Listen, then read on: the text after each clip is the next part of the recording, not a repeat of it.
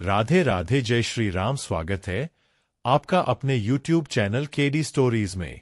देवी देवताओं की कृपा आप पर और आपके परिवार पर सदैव बनी रहे। अनंत चतुर्दशी व्रत कथा।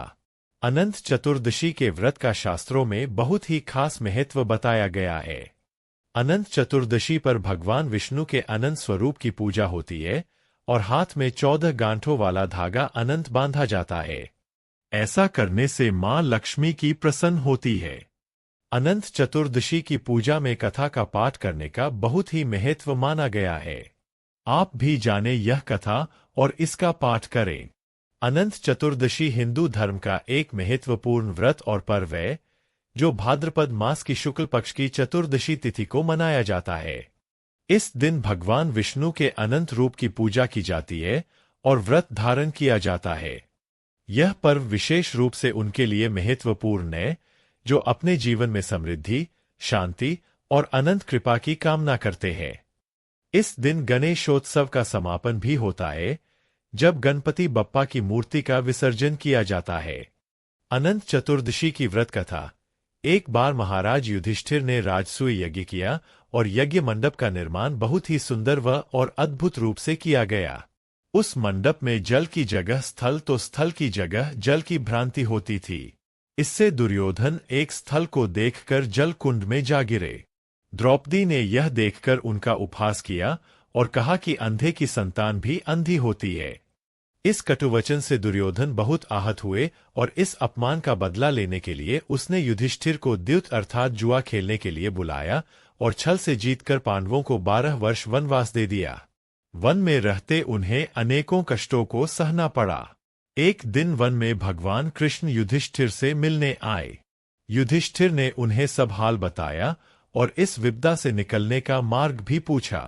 इस पर भगवान कृष्ण ने उन्हें अनंत चतुर्दशी का व्रत करने को कहा और कहा कि इसे करने से खोया हुआ राज्य भी मिल जाएगा। इस वार्तालाप के बाद श्री कृष्ण जी युधिष्ठिर को एक कथा सुनाते हैं। प्राचीन काल में एक ब्राह्मण था, उसकी एक कन्या थी जिसका नाम सुशीला था। जब कन्या बड़ी हुई तो ब्राह्मण ने उसका विवाह कौंडिन्य ऋषि से कर दिया। विवाह पश्चात कौंडिन्य ऋषि अपने आश्रम की ओर चल दिए। रास्ते में रात हो गई, जिससे वह नदी के किनारे आराम करने लगे। सुशीला के पूछने पर उन्होंने अनंत व्रत का महत्व बता दिया। सुशीला ने वही व्रत का अनुष्ठान कर 14 गांठों वाला डोरा अपने हाथ में बांध लिया। फिर वह पति के पास आ गई। कौंडिन्य ऋषि ने सुशीला के हाथ में बांधे डोरे के बारे में पूछा तो सुशीला ने सारी बात बता दी। कौंडिन्य ऋषि सुशीला की बात से अप्रसन्न हो गए। उसके हाथ में बंधे डोरे को भी आग में डाल दिया।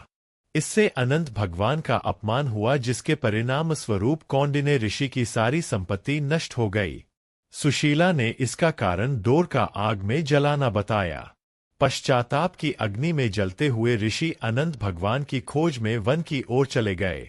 वे भटकते भटकते निराश होकर गिर पड़े और बेहोश हो गए। भगवान अनंत ने उन्हें दर्शन देते हुए कहा कि मेरे अपमान के कारण ही तुम्हारी यह दशा हुई और विपत्तियां आई, लेकिन तुम्हारे पश्चाताप से मैं तुमसे अब प्रसन्न हूँ।